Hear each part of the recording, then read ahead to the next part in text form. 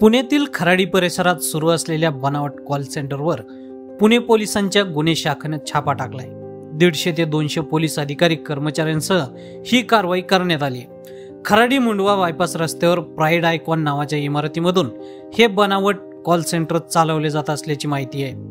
यामध्ये कॉल सेंटरमध्ये काम करणाऱ्या अनेक तरुण तरुणींना ताब्यात घेण्यात आले।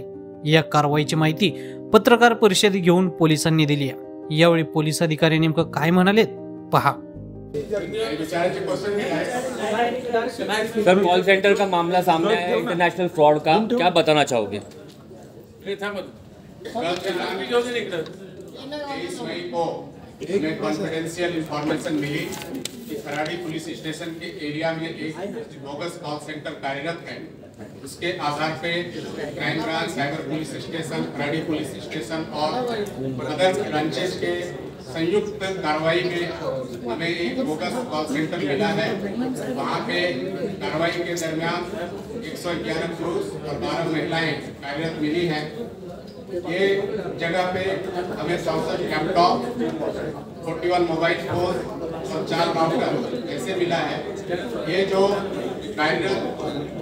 कंपनी थी उसका नाम मैग्नेटेड बीपीएस एंड कंसल्टेंट्स एलएलसी, ये प्राइड आइकॉन नाम के बिल्डिंग में कार्यरत थी। और यहाँ से ये लोग अमेरिकन सिटीजन के साथ जो है सो साइबर अरेस्ट का सोशल मीडियाच्या भाऊ गर्दीत विश्वासार्हतेने चकाकणारे नाव म्हणजे लेट्सअप मराठी। सगळ्यांना, सगळ्या नागरिकांना ती स्पीच, ती लेट्सअप वरील मुलाखती म्हणजे विचारांचा खजिना। त्यानंतरच्या निवडणुकीमध्ये मला सोडून गेले। बातम्या केवळ वस्तुस्थिती सांगणाऱ्या, न प्रोपगंडा, फक्त जनतेचा अजेंडा। क्योंकि आने वाला कल जाने वाला है, जाने वाला कल आने वाला है। राजकारण, मनोरंजन असो की क्रीडा क्षेत्र, महाराष्ट्राची स्पंदने संवेदनशीलतेने टिपणारे माध्यम म्हणजे लेट्सअप मराठी। जगासोबत एक पाऊल पुढे राहण्यासाठी लेट्सअपचे ॲप, सोशल मीडिया आणि वेबसाईट सोबत कनेक्टेड रहा।